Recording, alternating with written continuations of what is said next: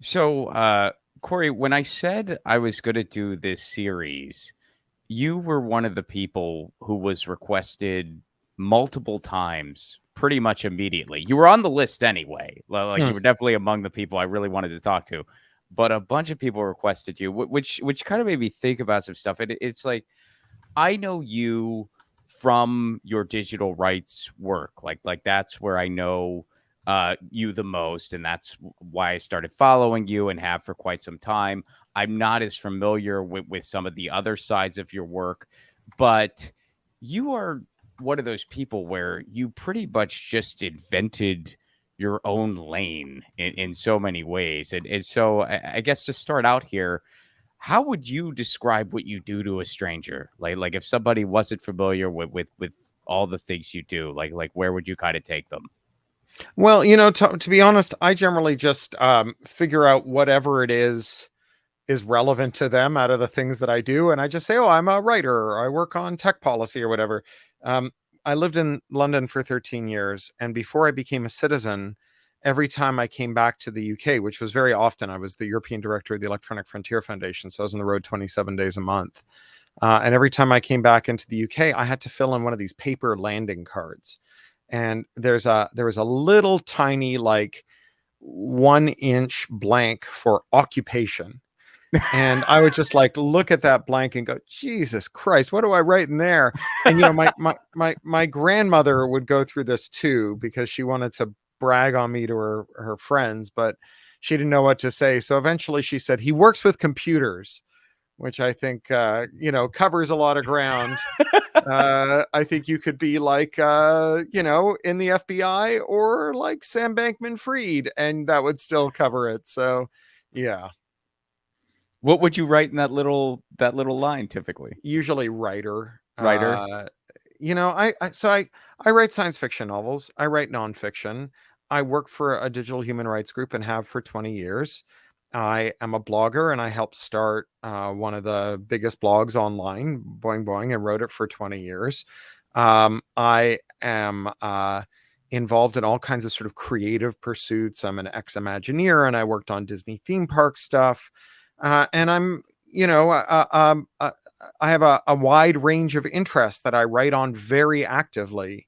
I write a newsletter every day, and it covers everything from uh, how to talk about art to what the informatics in your car engine tells us about whether capitalism has given way to feudalism. And I always figure specialization is for insects. Love it.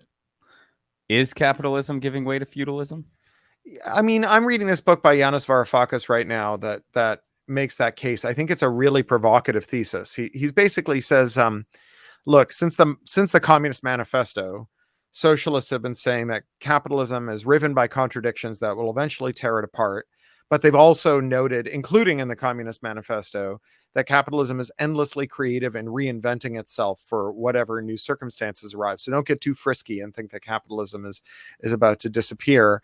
And Varoufakis says that around 2008, with the great financial crisis, capitalism finally did die, but it wasn't replaced by socialism. It was replaced by feudalism, and not feudalism just in the kind of like, everybody calls everyone they disagree with a fascist, and everyone who they thinks is old fashioned a caveman, and everyone who they think is stuck up a feudalist. He means, like, specifically, feudalism is a economic system where the people at the top of the chain and the systems organization is oriented around extracting rents. And rents are income that you get for owning something that other people use to produce.